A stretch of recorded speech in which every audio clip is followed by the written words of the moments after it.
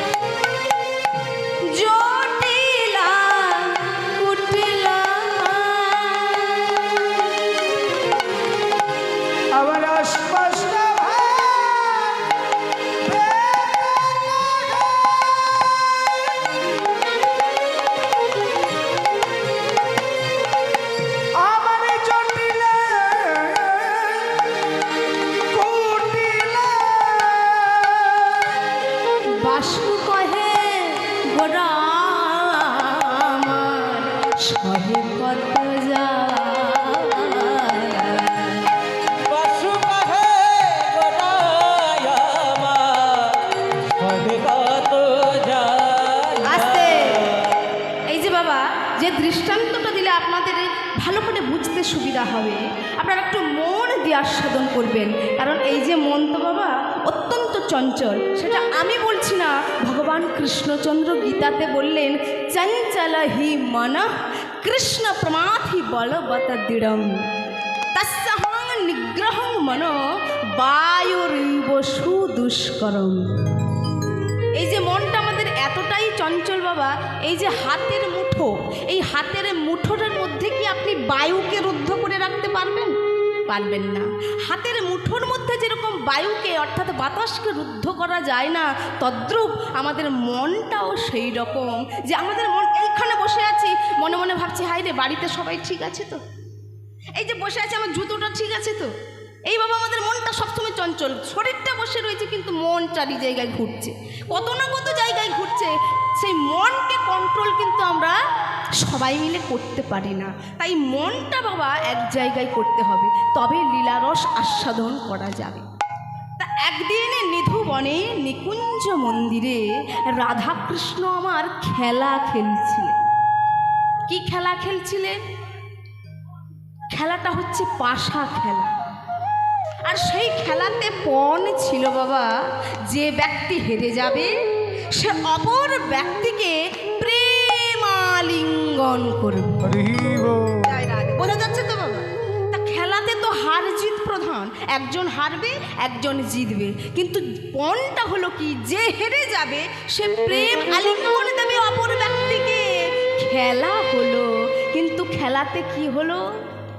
আচ্ছা মায়েরা আপনারা বলুন, রাধা গোবিন্দের খেলা হচ্ছে, তাহলে এই খেলাতে কে জিতবে বা কে হারবে বলুন দেখি আপনারা,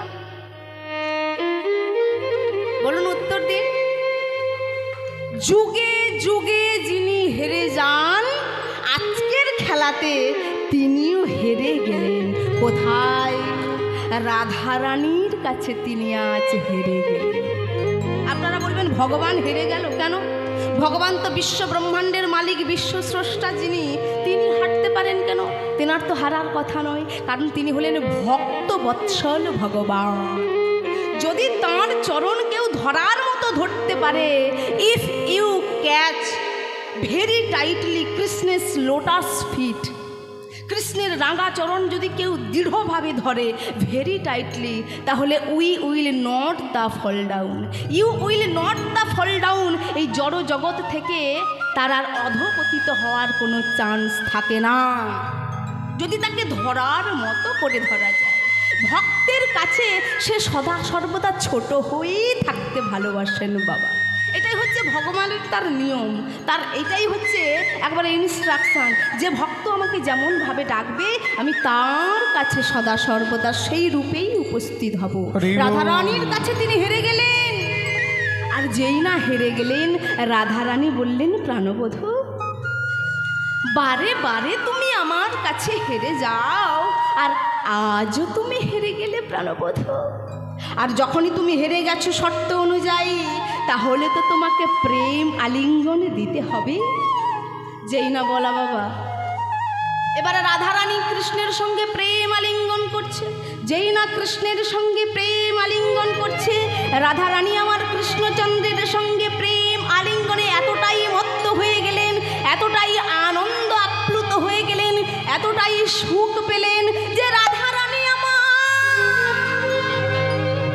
কৃষ্ণের সঙ্গে একসঙ্গে মিশে যেতে শুরু করলেন।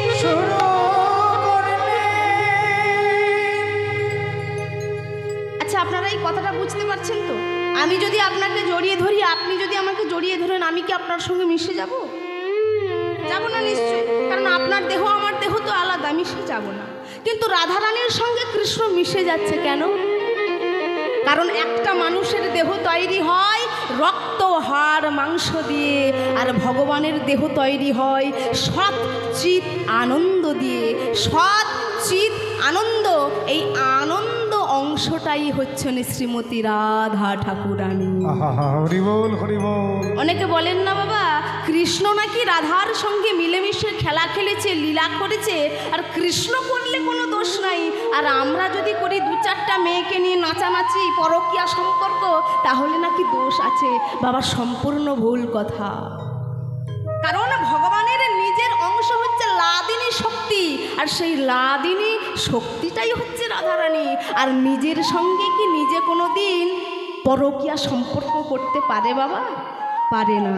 তার নিজের সঙ্গেই তিনি শুধু জড়জগৎকে শিক্ষা দেওয়ার জন্য লীলা করে গেছেন। আর আমরা এমনই অধম পামর মূঢ় যে আমরা সেই তত্ত্ব না বুঝে আমরা উল্টাপাল্টা কমেন্ট করে বসি। তাই যখনই আলিঙ্গনে মত্ত হয়ে মিশে যেতে শুরু করলেন, তখন সখীগণ বললেন, রাধে এ তুমি কি করেছো রায়? এই প্রেম আলিঙ্গন তুমি ছেড়ে দাও। কেন? কারণ ওই প্রেম আলিঙ্গনে যদি তুমি একসঙ্গে হয়ে যাও, এক আকৃতি হয়ে যাও, তাহলে যে তুমি ভগবানের সেবা সুখ হতে বঞ্চিত হয়ে যাবে। ওই মা ফুল তুলে এনে যে ভগবানের চরণে দেয়, তার কি গুণ, তার কি মাধুর্যতা, তাতে কি সুখ রয়েছে, ওই মা কিন্তু বলতে পারবে। যে করে না সে তো বলতে পারবে না বাবা। হ্যাঁ, তাহলে ভগবানকে ভালোবেসে যে কি সুখ, সেটা যদি ভগবানের সঙ্গে মিলেমিশে এক হয়ে যায় তাহলে সেই সুখ থেকে বঞ্চিত হবে। তাই সেই সুখের নাম হচ্ছে বাবা বিপ্রলম্ব ভাব। তা তুমি যদি মিলেমিশে এক হয়ে যাও রাধে, তোমার সেই সুখ থেকে তুমি বঞ্চিত হয়ে যাবে। তাই বলছি শোনো রাধে, এই মিলন তুমি ছেড়ে দাও, এই মিলন তুমি ছেড়ে দাও, ছেড়ে দাও রাধে। সখীগণের কথা শুনে মিলনটা ছেড়ে দিলেন রাধা ঠাকুরানী। আর যেই মিলনটা ছেড়ে দিলেন, যতটুকু মিলন হয়েছিল সেই মিলন রাধারানী কৃষ্ণের সঙ্গে যে মিলেমিশে এক আকার হয়েছিলেন, সেই আকার কলিযুগের মাটিতে, নদিয়া নবদ্বীপের মাটিতে সোনার গৌরাঙ্গ, হরি বল, সোনার গৌরাঙ্গ,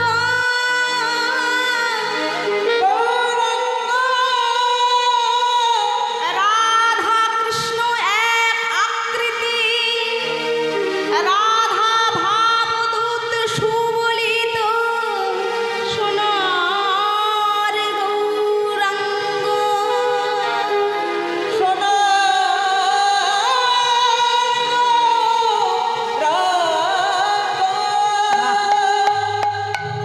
তাহলে যেই অংশটা মিলেমিশে এক হয়েছিল সেটা হয়ে গেল সোনার গৌরাঙ্গ। আর যে অংশটা সখীদের কথাই ছেড়ে দিয়েছিলেন, সেই অংশই আবার কলিযুগের মাটিতে রাধারানীর ভাব অঙ্গীকার করে সেবিকা মূরতি হয়ে এলেন গদাধর। যার চোখের দিকে তাকিয়ে তাকিয়ে আজকে মহাপ্রভু নাম সংকীর্তন করছিলেন। তাই অস্পষ্ট ভাবেতে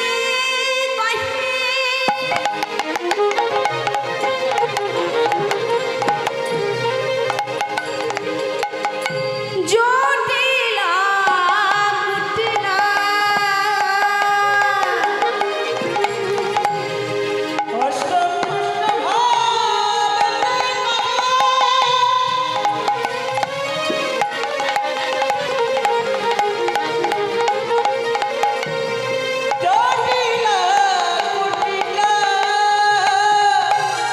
বাসু কহে গোরায় আমার সহে কত যায়, গোরার নয়ন ধারা বিরাম নাই গো, ঘোড়ার নয়ন ধারা বিরাম নাই গো, পুরবের ভাবে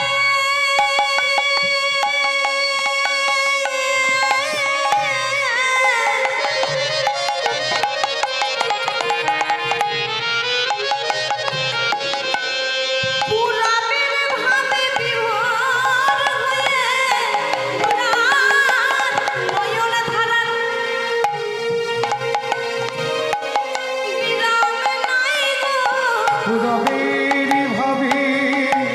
বিভোর হয়ে গোরার নয়ন ধারা বিরাম নাই গো, পুরবীর ভাবি বিভোর হই, ঘোড়ার নয়ন ধারা বিরাম নাই গো, পুরবের ভাবে বিভোর হয়ে পুরবের ভাবে বিভোর হয়ে সোনার গৌরার কেনে বলে অগো পুরবীর ভাবি বিভোর হই, তাই গৌ হরি পুরবীর ভাবি বিভোর হই, অগো পুরবীর ভাবি